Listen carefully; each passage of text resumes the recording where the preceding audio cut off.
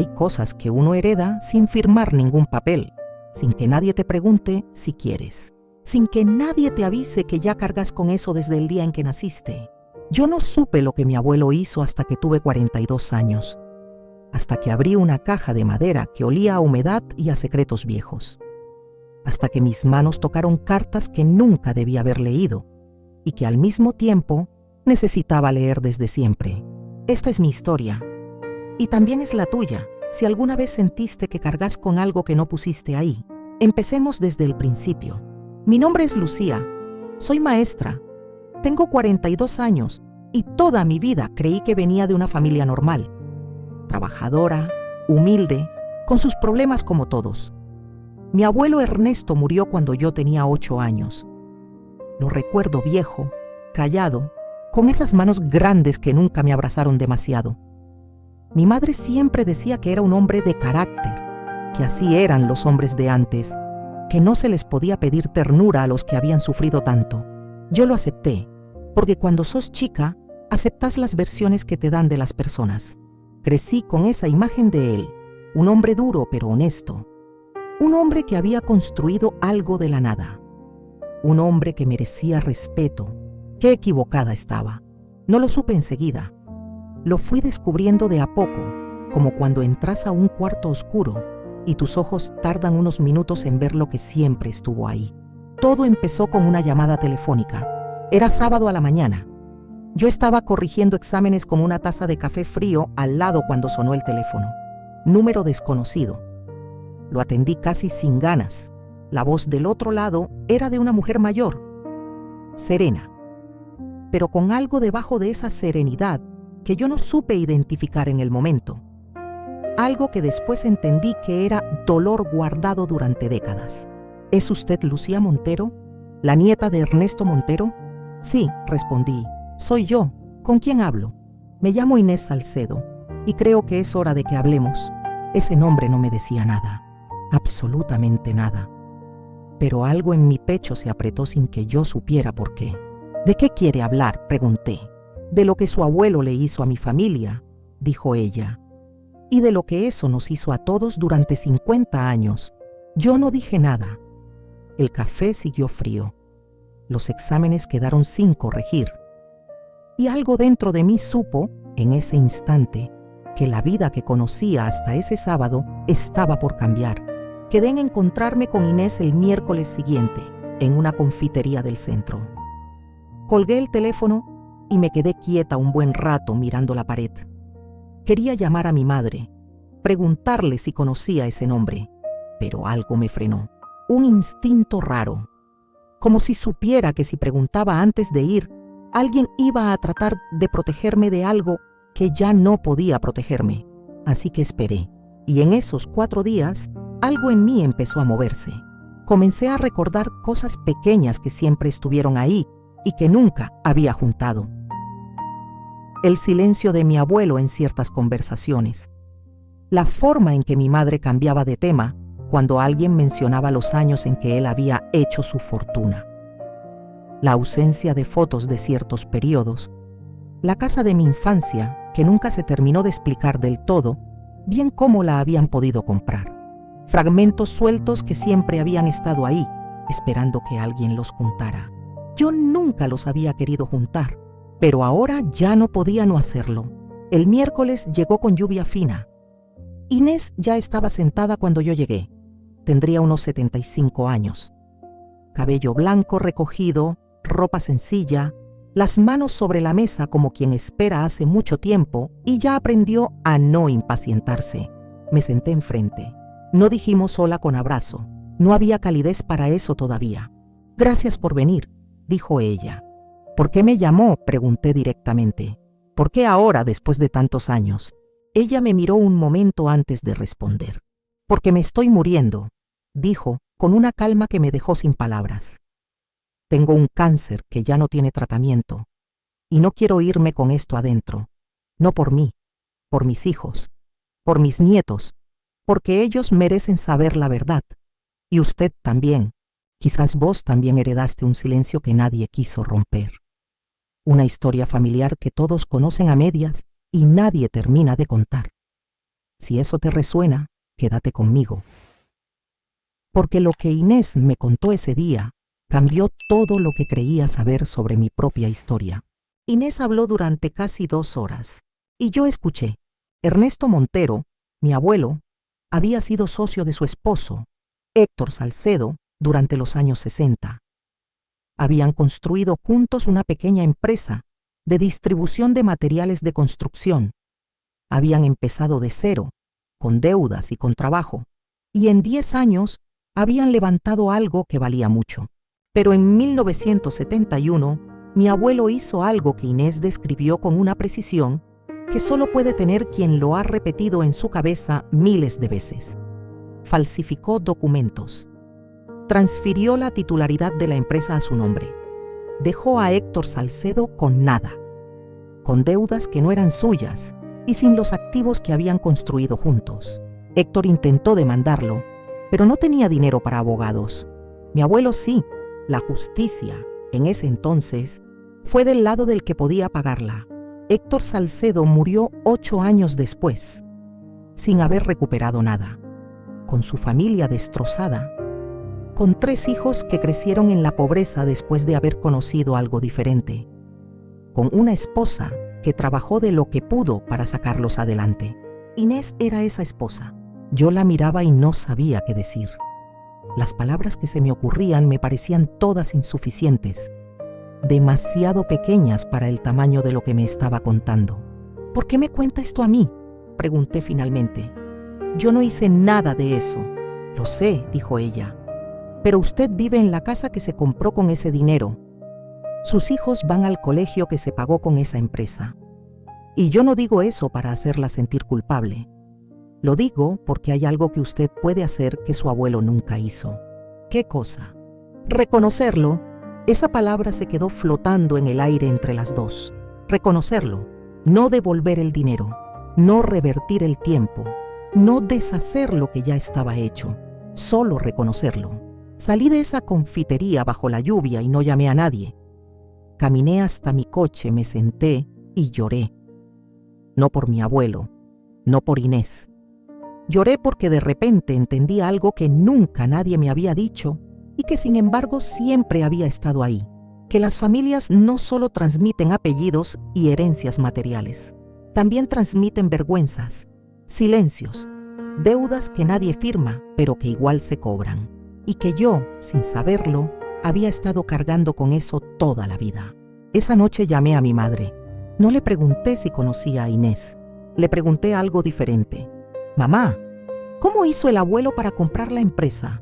¿De dónde vino el dinero? Silencio. Largo, demasiado largo para ser inocente. ¿Por qué preguntas eso?, dijo finalmente. Porque necesito saber. Otro silencio. Lucía, hay cosas del pasado que... Mamá, necesito saber. La escuché respirar del otro lado y luego, muy despacio, mi madre comenzó a hablar. No me contó todo esa noche. Me contó en pedazos, en distintas conversaciones a lo largo de 2 semanas, como quien va sacando espinas de una herida que lleva demasiado tiempo infectada. Mi madre sabía, no todo, pero sabía algo. Había sabido siempre que había algo raro en esa historia. Había escuchado conversaciones en voz baja cuando era chica. Había visto a su padre nervioso en ciertas épocas. Había aprendido, sin que nadie se lo enseñara explícitamente, que había preguntas que no se hacían. «¿Y nunca preguntaste?», le dije un día, sin poder ocultar algo que no era exactamente bronca, pero se le parecía. Tenía miedo de lo que me iban a contestar, dijo ella, y en eso no pude juzgarla, porque yo también había tenido ese mismo miedo toda la vida sin saber que lo tenía. El karma generacional no siempre llega como un rayo, no siempre es dramático ni visible. A veces llega así, como una llamada un sábado a la mañana, como un nombre que no conocías pero que cambia todo, como el momento en que te das cuenta de que la historia que te contaron sobre tu familia tenía huecos y que esos huecos tenían forma. Empecé a investigar por mi cuenta, fui al registro de la propiedad, busqué documentos viejos, encontré al hijo mayor de Inés que se llamaba Rodrigo y que tenía casi 60 años. Le escribí un mensaje por correo electrónico. torpemente, sin saber bien qué decir. Le dije la verdad, que era la nieta de Ernesto Montero, que había hablado con su madre, que no esperaba su perdón ni su comprensión, que solo quería que supiera que yo sabía lo que había pasado y que lo reconocía. No respondió enseguida. Pasaron 3 semanas. Yo ya pensaba que no iba a responder nunca, que quizás era demasiado tarde, o demasiado poco, o simplemente que no había nada que decirse entre los descendientes de quien hizo el daño y los descendientes de quien lo recibió. Pero un martes a la noche encontré su respuesta en mi bandeja de entrada. Era corta. Lucía, mi madre me contó que la había llamado. Me contó también que usted la escuchó. ¿Sabe lo que eso significa para una mujer que cargó sola con esa historia durante 50 años? Le digo una cosa. Yo no tengo bronca contra usted. Nunca la tuve. La bronca que tuve toda mi vida fue contra un hombre que ya no está, y contra el silencio que lo rodeó después de que se fue. Su mensaje rompió algo de ese silencio. Gracias por eso. Rodrigo. Leí ese mensaje 4 veces, y en la 4ª vez, algo dentro de mí que había estado tenso desde aquella llamada del sábado se aflojó un poco. No se fue, no desapareció, pero se aflojó. Lo que descubrí después de ese mensaje cambió la forma en que entendí el karma. No como castigo, no como venganza del universo, sino como algo mucho más silencioso y mucho más profundo. Quédate, porque lo que viene es la parte que más me costó entender. Semanas después, Inés me invitó a tomar el té en su casa. Fui con miedo. Fui sin saber qué esperaba encontrar. Fui cargando esa mezcla extraña de vergüenza ajena y responsabilidad que nadie te enseña a manejar, porque nadie te prepara para descubrir que tu familia hizo daño. La casa de Inés era pequeña, limpia, con plantas en cada ventana. Olía a pan y a algo dulce. Me hizo pasar a la cocina, que era el cuarto más cálido de la casa, y me sirvió té con galletitas que había hecho ella misma. Nos sentamos en silencio un momento, un silencio diferente al de la confitería, más suave. ¿Cómo está usted?, le pregunté. Cansada, dijo con su honestidad característica, pero más liviana que hace 6 meses, desde que la llamé a usted. ¿Por qué? ¿Qué cambió? Ella pensó unos segundos. Cuando uno carga una historia así, sola, durante décadas, se vuelve muy pesada. No porque uno quiera vengarme. Yo hace mucho que no quiero vengarme. Sino porque no tener a nadie que reconozca lo que pasó, eso tiene un peso propio, como si el daño no hubiera existido del todo porque nadie lo nombró. Tomé un sorbo de té y la escuché. Su abuelo nunca lo reconoció. Su familia nunca lo reconoció. Mis hijos crecieron sabiendo que algo injusto había pasado, pero sin que nadie del otro lado lo dijera en voz alta. Y eso deja una herida que no sana. No por el dinero, por el silencio. La miré. Y ahora, dije, sana. Ella sonrió. Una sonrisa pequeña, pero real. Empieza a... Esa tarde antes de irme, Inés me dio algo. Era una fotografía, blanco y negro, ya amarillenta. En ella estaban 2 hombres jóvenes, sonriendo, parados frente a un galpón. En el reverso, con letra apretada, decía: Ernesto y Héctor, inauguración, octubre de 1963. Los 2 sonreían igual. Los 2 parecían iguales. Los 2, en ese momento de la foto, eran socios en el más pleno sentido de la palabra. Guardé esa foto, la tengo todavía. No como un trofeo, no como una evidencia, sino como un recordatorio de algo que aprendí en todo este proceso y que nadie me había enseñado antes. Que las personas que hacen daño no siempre son monstruos desde siempre. A veces son personas que en algún momento del camino eligieron mal. Y esa elección, si nadie la corrige, si nadie la nombra, si se tapa con silencio y con tiempo, se vuelve parte de lo que transmitís sin querer. Hay algo que se llama karma generacional. No es magia, no es castigo divino, no es una fuerza mística que espera en las sombras. Es mucho más concreto y mucho más humano que eso. Es el conjunto de patrones, secretos, deudas emocionales y morales que una familia acumula y que, si nadie las trabaja, siguen circulando, siguen apareciendo, siguen cobrando. En la familia de los Salcedo, el karma generacional había cobrado de forma muy visible. Pobreza cuando había habido algo diferente, resentimiento sin nombre, la sensación de que algo les habían quitado sin poder nombrarlo del todo. Pero en mi familia también había cobrado, solo que de una forma que yo tardé 42 años en ver. Había cobrado en el silencio aprendido, en la incomodidad con ciertas preguntas, en mi madre que sabía y no preguntaba, en mí que sentía algo raro en ciertos momentos y nunca sabía bien qué era. El karma no siempre llega como ruina, a veces llega como inquietud, como una sensación de que algo no cierra, como una caja de madera en un altillo que nadie abre durante décadas. Pasaron 6 meses desde esa tarde de té en la casa de Inés. En ese tiempo hice algunas cosas concretas. Hablé con mi madre de verdad, no para juzgarla, sino para entender juntas. Fue difícil, hubo llanto, hubo silencios incómodos, pero al final de esas conversaciones, las dos nos sentimos algo más livianas. Hablé también con mis hijos. Los míos tienen 16 y 13 años. No les conté todo con todos los detalles, pero les conté lo esencial, que habían existido personas a las que nuestra familia había perjudicado, que eso había pasado antes de que ellos nacieran, que no era su culpa, pero que saber esas cosas importa, porque la conciencia de dónde venimos nos ayuda hoy a elegir mejor hacia dónde vamos. Mi hijo mayor, que tiene 16, me miró muy serio y me preguntó, ¿y qué vamos a hacer nosotros? Le contesté lo único que podía contestar con honestidad: ser distintos.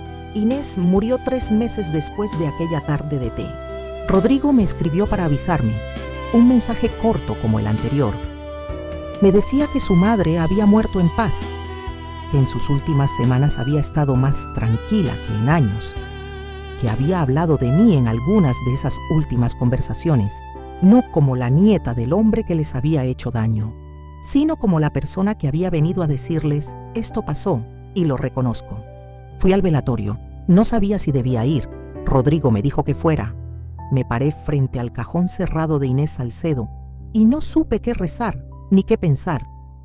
Pero sí supe una cosa, con una certeza que me sorprendió por lo clara que era, que algo se había cerrado ahí, no todo, no de forma completa ni perfecta, pero algo. Un ciclo que había empezado en 1971 con una firma falsa y 50 años de silencio había encontrado, en ese velatorio al que nadie me obligó a ir, un punto de quiebre. ¿Alguna vez sentiste que cargabas con algo que no era tuyo? ¿Que había algo en tu familia que nunca se nombró pero que igual estaba ahí?